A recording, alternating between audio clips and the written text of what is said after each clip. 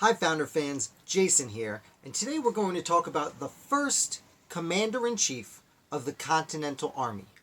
His name was Artemas Ward. Now I know, when you hear Commander-in-Chief and the American Revolution or the American founding, your first thought is George Washington. Commander-in-Chief of the Continental Army, first President of the United States, aka Commander-in-Chief.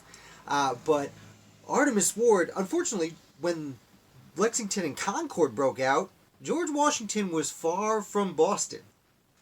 And the Continental Army, before it was even called the Continental Army, established itself around Ward. You see, Artemas Ward had served in the French and Indian War years prior and established himself as a proper military man, very respected in his field. After French and Indian War, he became a leader of pre-revolutionary Massachusetts, where he sat on the Court of Common Pleas as a justice. He served in the Colonial Assembly, and after the Stamp Act, he started speaking very loudly about these new taxes that were getting tossed around, to the point where he was actually removed from office by the royal governor because he was not being very kind to king and country as they saw it. So Ward was removed, but he kept speaking up. And, years would go by, and the Boston Massacre would happen, and the Boston Tea Party would happen, and by then, the Patriots really started to organize, forming not just committees of correspondence, but committees of safety, and at this point, even people in the militia started defecting from the militia because they didn't want to be called into service on behalf of Britain to suppress their friends and family for things they believed in. So what they did is they formed the Minutemen militias, and these were more or less unofficially overseen by Artemas Ward, because Ward was one of the best known military men in the area. And then when Lexington and Concord breaks out, well, Artemas Ward jumps to the scene, as many people did. But Lexington and Concord breaks out, and then the Minutemen push the British back into Boston. And all these people come to Boston, and Connecticut sends people, and Rhode Island and New Hampshire all send people to Boston. And who takes control of this makeshift army? Artemas Ward. And for 2 months, Artemas Ward oversees the whole operation. The keeping of the keeping of the Redcoats in Boston, not like they were really trying to get out, except for the Battle of Bunker Hill, which was overseen by Artemas Ward.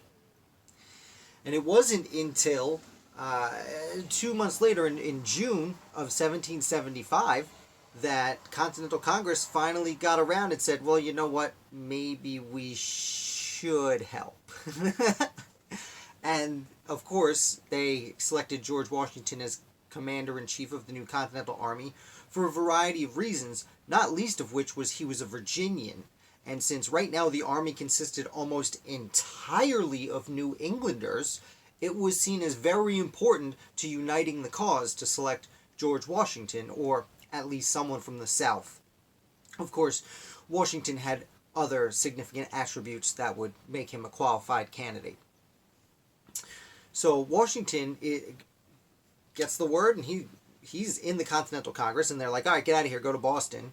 And basically with him, ahead of time, they sent a rider telling Artemas Ward, so we've appointed George Washington as the official commander-in-chief, but who's number 2? The second most powerful person in the Continental Army? Artemas Ward. Yes. So Artemas Ward is, again, when Washington gets to Boston, he's never been to Boston.